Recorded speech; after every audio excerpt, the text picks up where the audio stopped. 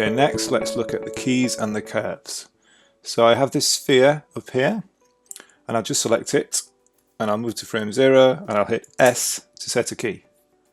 In the graph you'll see some yellow diamonds appear. Those are the keys we have just set. How many keys that get set depend on how many attributes the object or control you are keying has available. So if I look in the channel box up here, I can see that there are 3 translate, 3 rotate, 3 scale, and 1 visibility attributes.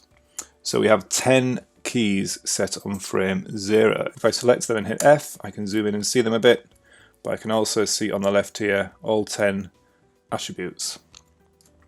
So let's do the same thing on frame 8. So I'll jump to frame 8 just by clicking on it in the timeline, hit S, and again on 16, hit S. If I press A, the letter A on the keyboard, I will show all.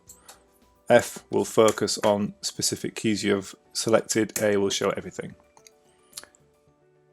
So now these dots have been joined with coloured lines. These are the curves. They're not too curvy at the moment, but they will eventually be curvy. The fact that they are flat shows us that there isn't any motion there. So if I hit play, you'll see nothing happens to the ball, it just sits there. We have flat curves. Now, if I click on the Translate Y curve in the left of the graph here, it will isolate that curve in the graph editor. And if we go to frame 8 and select the key by left clicking, just drag a box over it, we can then move it in the graph editor. So I will just hit F to focus on that key. And if I'll just lift it up by holding Shift and middle mouse dragging up. Holding Shift just stops you from accidentally moving the key earlier or later in time. It should be locked to the key you're on, so if I try and move left and right it doesn't go anywhere. So if I do move it up and down, you will see that the sphere also moves. This is because we are directly manipulating the Translate Y curve of the object.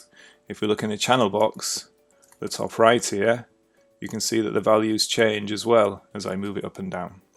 So this makes the graph editor an incredibly powerful tool to use when adjusting your animation.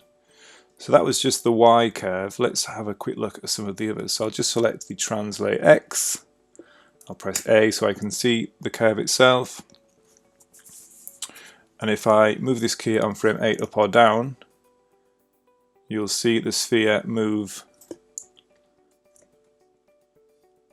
left and right. Same thing if I try it on a scale attribute. Let's try scale X. Just hit A, grab this key, it will shrink and grow.